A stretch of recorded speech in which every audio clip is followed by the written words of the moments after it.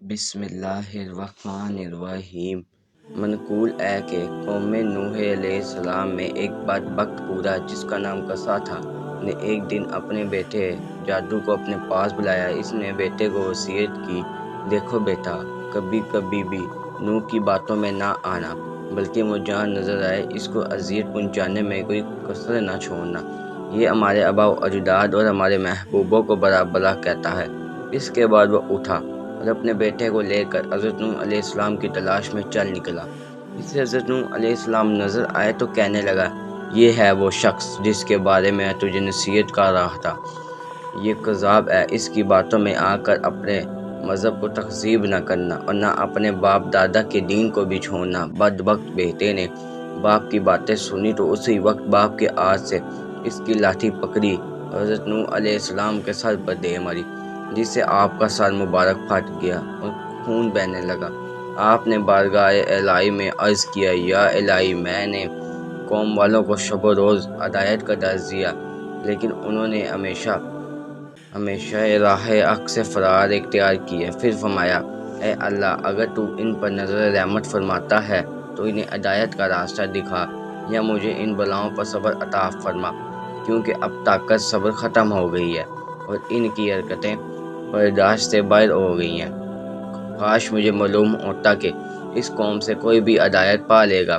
ارشاد باری تعالیٰ ہوا کہ اب تمہاری قوم میں کوئی ایمان لانے والا نہیں ہے، جنہیں ایمان لانا تھا وہ لا چکے۔ پھر ارشاد باری تعالیٰ ہوا، اس سے نوح اب ہدایت پانے والوں میں نہ تو باپ کی صلبوں میں اور نہ ماؤں کے حرام میں کوئی باقی رہا ہے۔ تو پھر جناب نوح علیہ السلام نے عرض کیا، اے رب العالمین، خطۂ زمین میں کسی کافر کو زندہ نہ رکھ۔ حضرت نوح علیہ السلام کی یہ دعا قبول ہوئی اور عذاب کا حکم جاری ہو گیا۔ امام بن کثیر رحمۃ اللہ علیہ السلام نقل کرتے ہیں کہ حضرت نوح علیہ السلام کی ولادت حضرت آدم علیہ السلام کی وفات کے 126 سال بعد ہوئی۔ آپ کا شمار اللہ تعالیٰ کے ان جلیل القدر انبیاء میں ہوتا ہے جن کا تذکرہ قرآن پاک میں فرمایا گیا، اور قرآن پاک کی 28 سورتوں میں آپ کا ذکر فرمایا گیا ہے، اور آپ نے پیغمبروں میں سے طویل عمر پائی۔ اس کے باوجود نہ آپ کا کوئی دانت گرا، نہ کوئی بال سفید ہوا۔ عبادت و ریاضت کا یہ عالم تھا کہ دعوت تبلیغ و رشد اور ہدایت کے باوجود ہر دن رات میں 1000 رکعت ادا کرتے، اور آپ ہی کو اس سلسلے میں اولویت حاصل ہے کہ آپ کی بددعا سے امت ہلاک ہوئی۔ باوجود اس سے کہ آپ کی قوم کے لوگ سخت اذیت دیتے، لیکن پھر بھی آپ ان کے ساتھ حسن سلوک فرماتے، یہاں تک کہ آپ ان کے گھروں میں جا جا کر تبلیغ فرماتے، جن کی وجہ سے لوگ آپ کو مجنون اور دیوانہ کہا کرتے تھے۔ منقول ہے کہ طوفان نوح علیہ السلام سے قبل قوم نے آپ کو اس قدر ایذائی دینا شروع کر دی تھی کہ وہ آپ کو اتنا مارتے کہ آپ کے اعضاء ٹوٹ جاتے، آپ شدت تکلیف سے بے ہوش ہو جاتے۔ وہ آپ کو اٹھاتے، کمبل میں لپٹ کے ایک خیال سے گھر پھینک جاتے اور مر جائیں گے، لیکن کئی بار ایسا ہوتا کہ گھر میں پھینک کر اوپر پتھر بھی ڈال جاتے۔ رات کو جبرائیل علیہ السلام آ کر پتھر اٹھا کے پھینکتے اور آپ کو وہاں سے نکالتے، اپنے پروں کو زخمی پر ملتے، جس سے زخم فوراً ٹھیک ہو جاتے۔ تبری میں ہے کہ حضرت ابن عباس رضی اللہ عنہ سے ایک روایت مروی ہے کہ اللہ تعالیٰ نے 480 سال کی عمر میں حضرت نوح علیہ السلام کو نبوت عطا فرما دی۔ 120 سال آپ نے لوگوں کو اللہ کے دین کی طرف بلایا، لیکن قوم نے کسی بات کو بھی ماننے سے انکار کر دیا۔ پھر اللہ تعالیٰ نے آپ کو کشتی بنانے کا حکم دیا، اور جب آپ کشتی بنا کر اس میں سوار ہوئے، اس وقت آپ کی عمر مبارک کچھ 100 سال تھی۔ پھر عذاب نازل ہوا اور تمام سرکش نافرمان پانی کے عذاب میں غرق ہو گئے۔ حضرت ابن عباس رضی اللہ عنہ فرماتے ہیں کہ نوح علیہ السلام نے کشتی کے بعد 350 سال مزید زندگی گزاری۔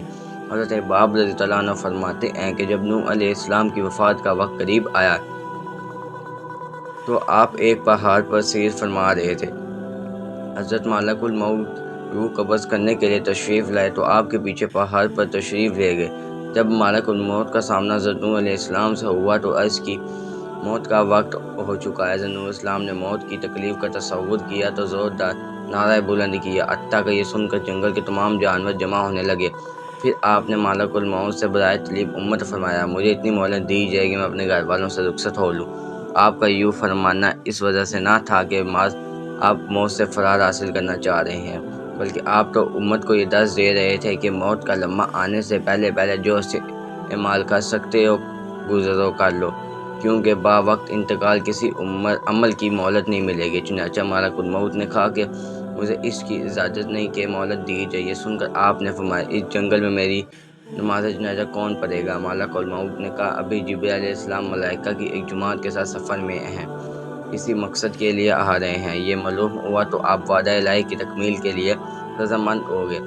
اسی سنہ میں حضرت جبرائیل علیہ السلام تشریف لائے اور دریافت کیا، اے انبیاء میں سب سے طویل عمر پانے والے آپ نے دنیا کو کیسا پایا؟ حضرت نوح علیہ السلام نے فرمایا، یہ دنیا اس مکان کی مثال ہے جس میں 2 دروازے ہیں، ایک سے داخل ہوئے دوسرے سے نکل گئے۔ اس کے بعد ملک الموت نے آپ کی روح قبض کر لی، چنانچہ فرشتوں نے آپ کو غسل دیا اور وہیں آپ کی نماز جنازہ پڑھی گئی۔ کہا جاتا ہے کہ آفت آسمان کی مخلوق کسی کی وفات پر ایسا نہ روئی جیسا کہ آپ کی حالت پر۔ دعا ہے کہ اللہ کریم ان کی برکت برکرار رحمتوں کا نزول فرمائے، ان کے ذکر خیر کی بدولت ہمارے بے حساب مغفرت میں آمین ثم آمین۔